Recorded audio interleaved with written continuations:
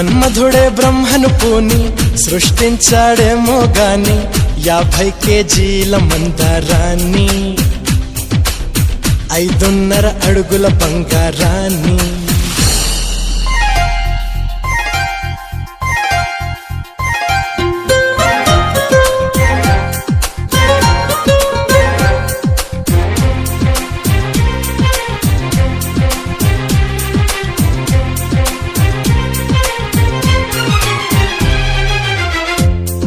దీన్ని తెలుగులో కారం అంటారు, మరి మలయాళంలో ఎరివు.